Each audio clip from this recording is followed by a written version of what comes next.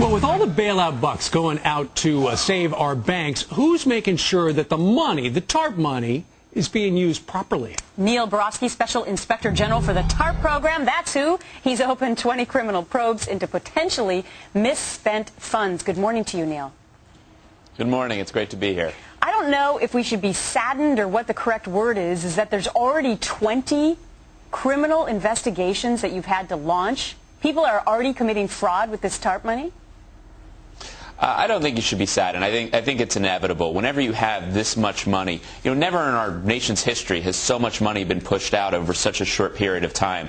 And like flies to honey, the criminals are going to come out and they're going to try to take criminal advantage of this national crisis. But I think that, if anything, you should be encouraged that we're out there, we're the cop on the beat, we're keeping an eye on this, and we're going to bring those people who try to steal to justice. Excellent. Anybody who does that, we would love to see you march them out in handcuffs. Tell us about the guy who pled guilty yesterday in Tennessee to a Ponzi scheme. Didn't even get the TARP money, just using the TARP name. This is Gordon Grigg. This is an investigation I think that started on our very, very first days after I got sworn in.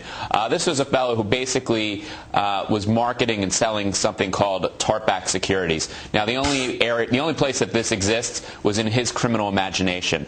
There's no such thing. But he used the TARP name. Ponzi scheme. It was part of a Ponzi scheme. He was raising money. He had to raise more money because of the downturn in the economy, and lied to get investor money. Yeah. Sorry. No, I'm sorry to interrupt you. Finish your thought, and then I'll ask the question. And basically, our criminal investigations, we're going to go after anyone who tries to profit off of the TARP, whether it's someone like Mr. Grigg, who's trying to take advantage of unsuspecting investors, those who try to steal from the government, or those who try to take advantage of struggling homeowners. Yeah. Our jurisdiction covers all that. Because, Neil, you know that there are hundreds of thousands, millions of people, quite possibly, in America who are sitting back going, hey, that's my cash. They're using my taxpayer dollars for this TARP fund. And the fact of any of it being misused is a problem.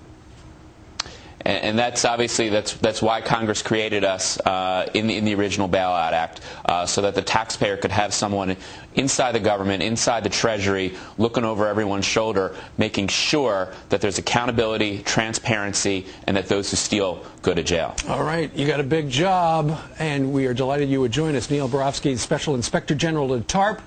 Go get him, Neil. I'll do my best. Thank you. You bet. All right, thank you.